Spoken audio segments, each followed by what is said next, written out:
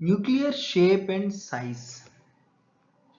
Like an atom, a nucleus is not a solid object. Its surface is not well-defined boundary. Still, we can assign a size to the nucleus actually. No, by doing some experiments like using high energy protons or neutrons and electrons, nuclear size of different elements have been accurately measured. Assuming nucleus to be a spherical, their volume can be estimated. Basically, on an experiment basis, we found that the volume of the nucleus is directly proportional to its mass number.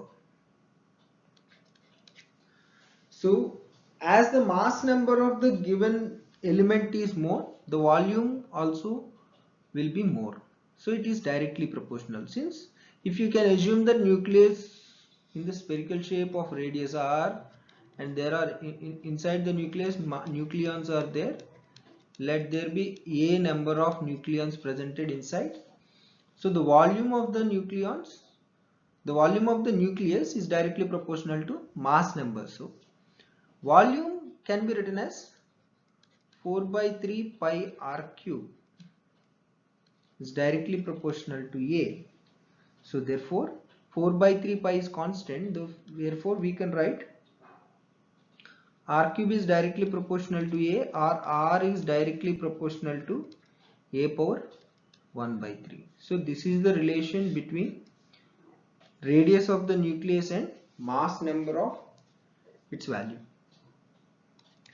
And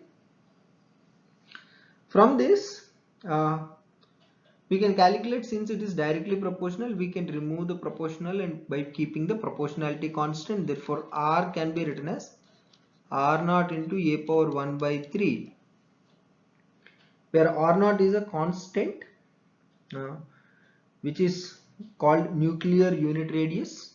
This value is nuclear unit radius, where r naught value is 1.2 into 10 power minus 15 meters or 1.2 Fermi meters. So since r naught value is constant for every element and only radius of the element, radius of the nucleus of the given element varies as the mass number of the given element changes.